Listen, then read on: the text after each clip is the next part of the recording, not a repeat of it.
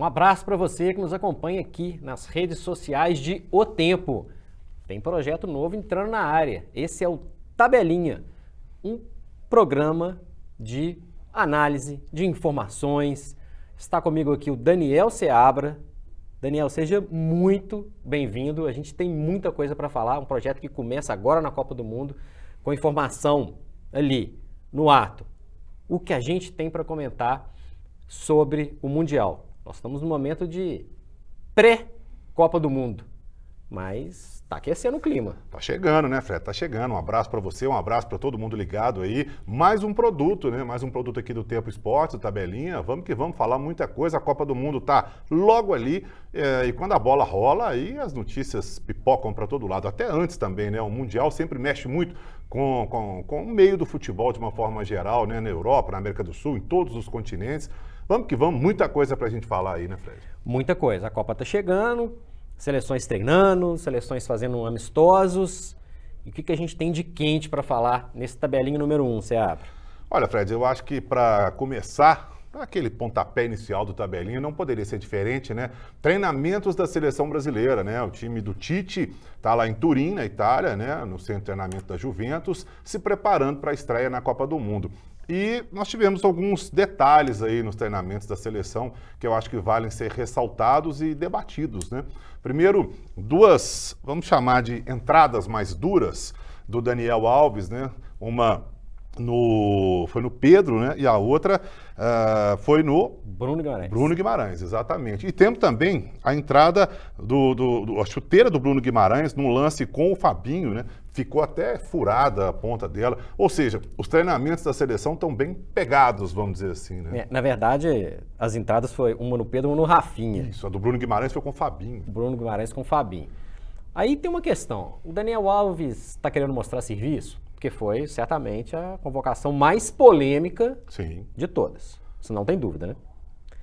Eu acho que não tem ninguém, tem nenhuma dúvida. Então, tanto que é o nome até falado até hoje, se levaria, se não levaria. Por isso eu estava até abrindo um parênteses aqui, eu estava até dando uma entrevista recente aí sobre isso, e eu fiz questão de falar, gente, tem jogadores que eu levaria, tem jogadores que eu não levaria, você é a mesma coisa, quem está nos assistindo também, sempre tem polêmica, mas vamos nos ater ao que o Tite levou, né? Porque não tem mais jeito, já foi, são esses jogadores, acabou, a lista do Tite é essa, então vamos analisar quem está lá, né?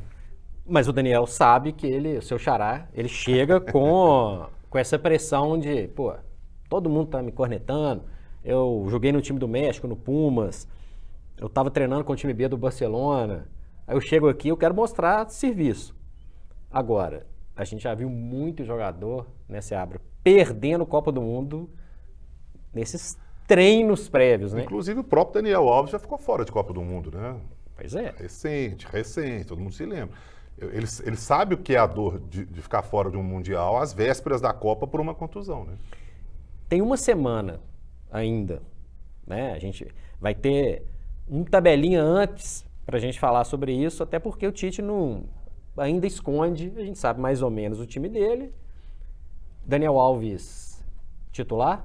Não. Danilo titular? Não, um outro? Não. Alguém deslocado? Militão. Fabinho? Não, eu acho que aí também não. Aí a gente já começa, entre aspas, a viajar demais. Eu acho que se o Tite levou o Daniel Alves e o Danilo para a posição, eu não tenho a menor dúvida que o titular é o Danilo e o Daniel Alves é o reserva imediato. O Danilo, aliás, deu uma entrevista essa semana, né? Você chegou a acompanhar a entrevista dele.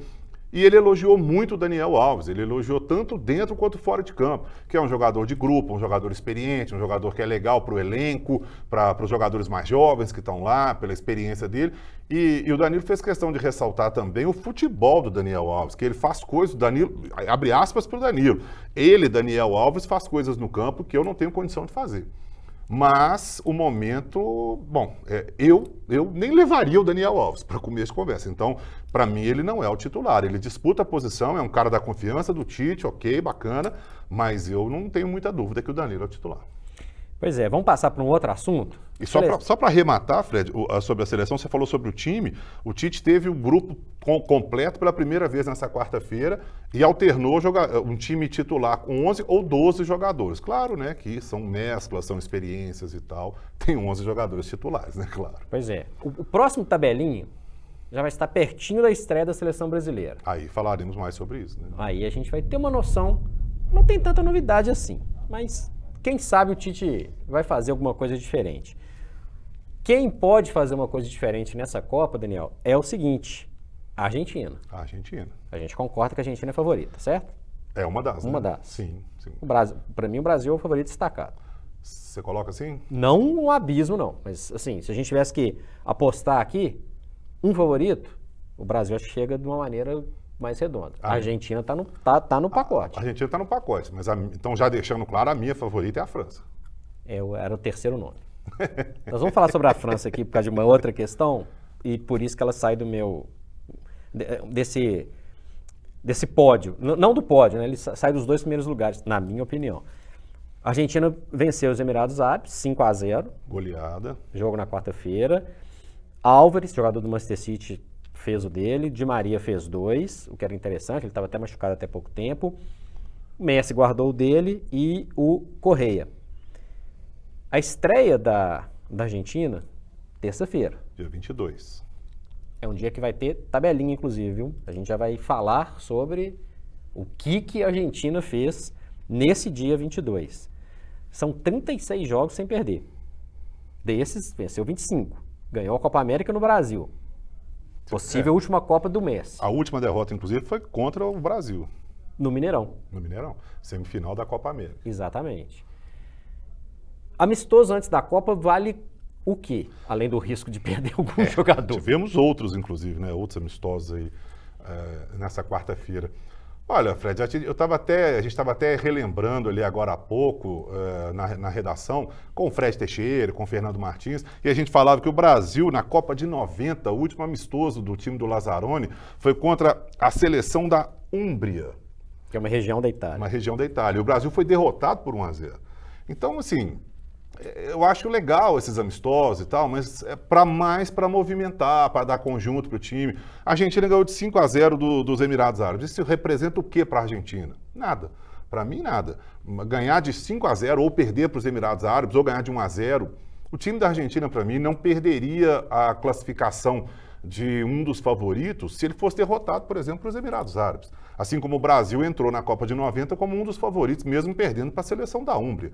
Então eu acho legal esses amistosos, mais para movimentar o time, né? Para tirar um pouco aquela nhaca de véspera de Copa, que o jogador fica ali naquela tensão e tal. Vai para o campo, rola a bola e tal. Mas eu não vejo muito significado prático assim, na Copa do Mundo, esses amistosos antes, não. O que você acha? Eu acho interessante para ter ajuste e entrosamento. Sim. Ponto. É isso. Não adianta ficar inventando uma coisa muito diferente disso não, sabe? Não vai mudar muito, né? Não vai mudar. Igual a gente acabou de falar, o Tite, a gente já sabe mais ou menos qual que é o time do Tite. Ele não vai fazer uma coisa, não vai tirar um coelho da cartola. Assim como o Scaloni também não vai mudar o time. Não vai. Vale entrosamento, porque as seleções de maneira geral, a gente se encontra muito pouco.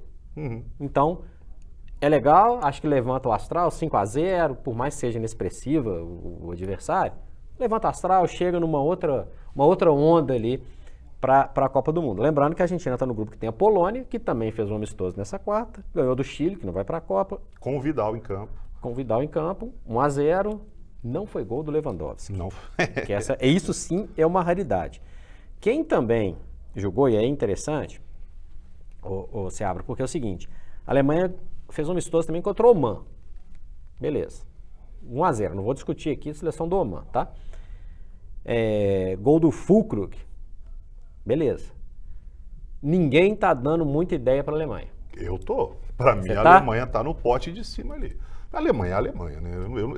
Eu não vejo uma Copa do Mundo. Aliás, nessa mesma entrevista que eu me referi agora há pouco, quem são os favoritos? São os de sempre, praticamente, né? Não tem como você colocar fora do grupo dos favoritos França, Brasil, Alemanha, Espanha, Argentina. Eu acho que são esses 5 aí, para mim. A Inglaterra também, os 6, chegam ali mais ou menos. Não colocar em igualdade de condições como favoritos, eu coloco a França um pouco mais, mas a Alemanha, que tem o Neuer, tem o Müller remanescentes e tem uma garotada, né? Um time bem rejuvenescido, né? E por isso mesmo tem menos pressão, na minha opinião, e menos foco ali na Alemanha. Pode ser um perigo. Por isso que eu tô falando. Ninguém tá falando. Se você chegar aqui correndo e falar, escala a seleção da Alemanha agora correndo. Não vai escalar. Não. Muita gente não vai escalar. Merece atenção. Merece atenção. Merece muita atenção. Então, quando eu falo que ninguém está prestando muita atenção, é por isso. Cuidado. A Alemanha vem quietinha, vem caladinha. Não. Nós estamos falando muito sobre Espanha, sobre Inglaterra. O Harry Kane chegou, desembarcou, pode ser o maior artilheiro, tal. Pode ser artilheiro, aliás, 2 vezes, né? Seguidas de uma Copa do Mundo, coisa que nunca aconteceu. Então está sendo muito badalado. Messi, próprio Cristiano Ronaldo.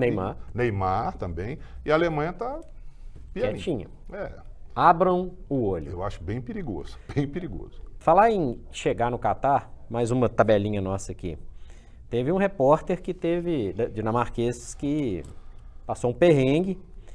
O nome dele é difícil de falar, mas é Rasmus Tanthold. É mais ou menos isso. Por aí, desculpa o sotaque.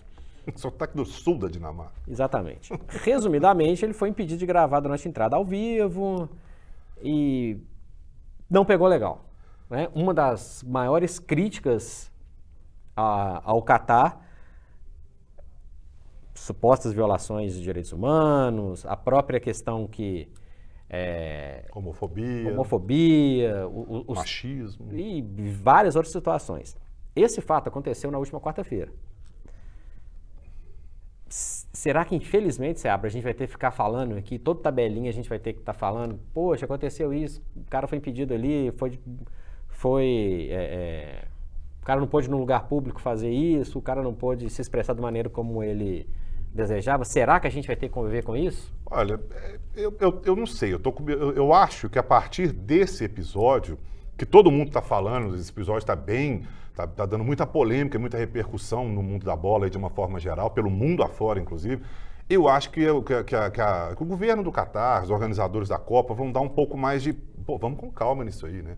Porque tá pegando mal. E, na verdade, os caras desceram num carrinho de golfe, aqueles carrinhos de golfe, né? E já foram metendo a mão na câmera. Então, o cara tava ao vivo, o repórter dinamarquês. Eles foram metendo a mão na câmera com truculência, com violência. Eu acho que o Catar tem dessas coisas, né? A cultura do Catar tem dessas coisas. Depois teve um pedido de desculpa, inclusive. O próprio repórter disse, mas vocês convidaram o mundo inteiro para vir para cá e agora a gente não pode gravar ao vivo? Que conversa é essa? Você não pode fazer uma entrada ao vivo e tal? Ele riu, levou na brincadeira e tudo.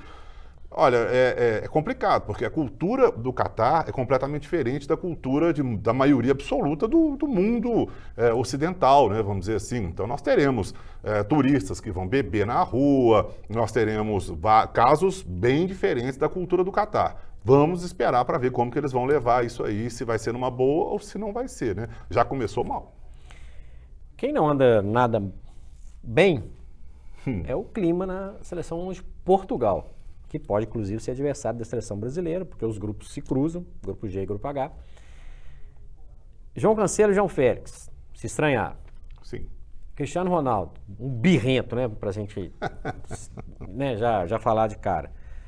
Que acalmou, né? Segurou a onda ali do bololô. Né? Calma aí lá, e tal. Botou um pano quente ali e tal. Mas ele mesmo, Cristiano Ronaldo, soltou o verbo em relação ao Manchester United. O Bruno Fernandes, que joga também no Manchester United, não achou muito legal não. E quando eles se reencontraram, já nos vestiários, já na preparação para a seleção de Portugal, nessa semana, a recepção foi gelada.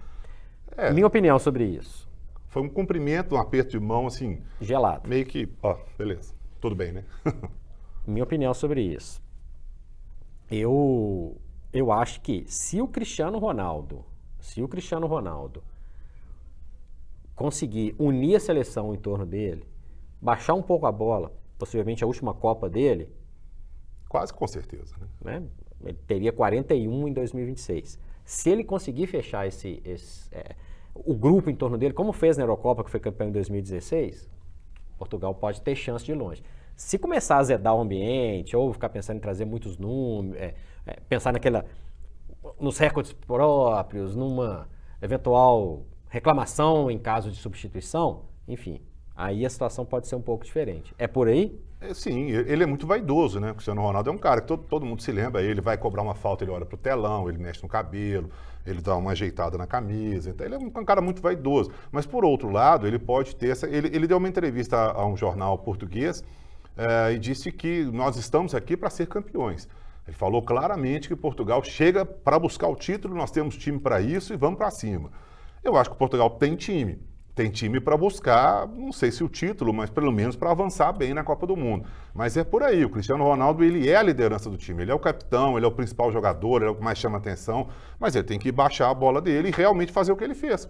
Não no caso do cumprimento, né? Mas no caso de botar o pano quente ali. Deu alguma zebra no time? Poxa, vamos deixar aqui fechado entre nós, vamos acalmar aqui os ânimos e tal, vamos tocar o barco, porque Portugal tem chance. Agora, se for para ser menino birrento, ele no Manchester, ele foi substituído, deu chilique, saiu. Saiu do estádio antes do jogo terminar. Então, aí, se for por aí já pode encerrar Portugal, que não vai muito para frente, não.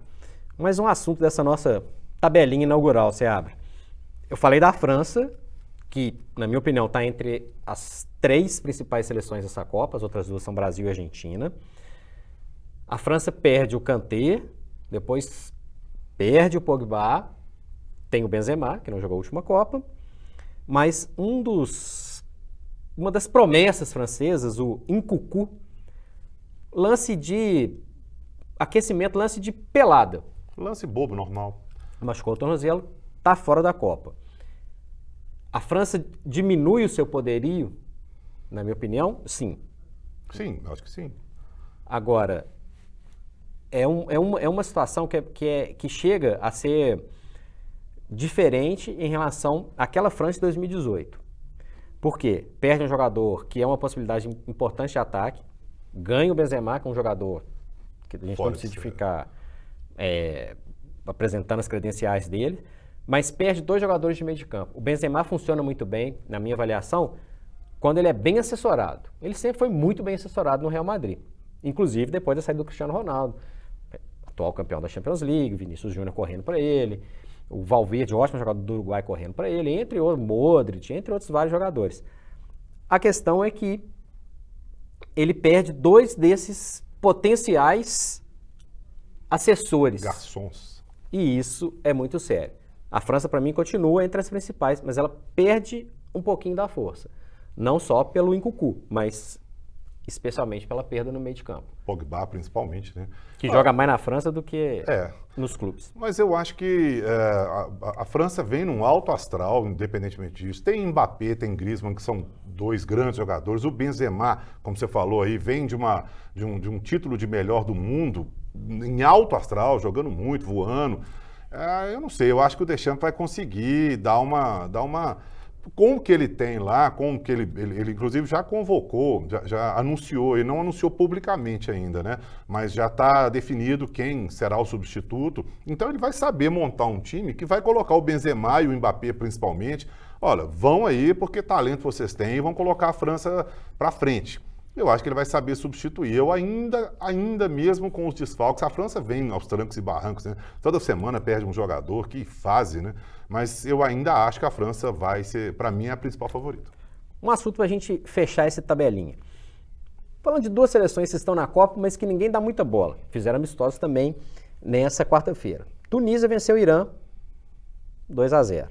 A Tunísia está exatamente no grupo da França, estreia contra a Dinamarca. A França estreia contra a Austrália. E o Irã pega outra seleção que tem potencial de ir longe, que é a Inglaterra. Na minha opinião, nenhuma das 2 vai para algum lugar. Tá? Também acho que não. Quem que você apontaria nesse momento pré-Copa como candidatíssima surpresa? Alguém que vai fazer a abertura da Copa? Catar e Equador? Acho pouco provável. Não sei. Olha, vamos chamar de surpresa, mas eu acho que a Dinamarca, eu sempre gosto muito da seleção da Dinamarca. A Holanda pode ser considerada uma surpresa? Não. Pois é, a Dinamarca. Um pouco. Então vou apostar na Dinamarca. Mas eu acho que nem Tunísia, nem Irã, não vejo esses... eles fizeram amistoso aí hoje, tal, estão eu acho que não passam nem da primeira fase, são times... Bom, não sei que se surpreenda muito, mas acho muito pouco provável que passem da primeira fase, não vejo nenhuma dessas 2 equipes Senegal, quem sabe? Senegal, para mim, é o melhor africano. Pois é, pode ser, quem sabe, mas também não sei. Na hora que a coisa pega mesmo, a gente vê os grandes aí avançando, não com facilidade, porque a Copa do Mundo não tem isso. Mas eu ainda aposto nas principais potências aí, não vejo muita surpresa. Vamos ver o que acontece, porque o futebol é bom por causa disso, né? Pois é, só para concluir, para mim, Senegal, principal africano, Coreia do Sul, principal asiático. São as duas seleções que podem surpreender. O Tabelinha vai voltar daqui a alguns dias, com a Copa já em andamento e muita coisa que a gente falou aqui, muita coisa que a gente está apostando algumas fichas, a gente vai saber se a gente vai estar certo ou cai tudo por terra ou a gente continua no mesmo cai rumo. tudo por terra. Muito bom ter você aqui, Daniel Seabra, nesse primeiro Tabelinha especial de Copa do Mundo. Beleza, um prazer, Fred. Prazer participar de mais um produto vencedor aí do Tempo Esportes. Vamos que vamos, mandar bala, porque a Copa não está só começando, ainda nem começou. Exatamente. Um abraço. Cobertura da Copa O Tempo Esportes. Oferecimento estrelabet.com. Apostou, ganhou. Apoio Iveco Deva e Atacadão das Tintas. É tinta, o Atacadão resolve.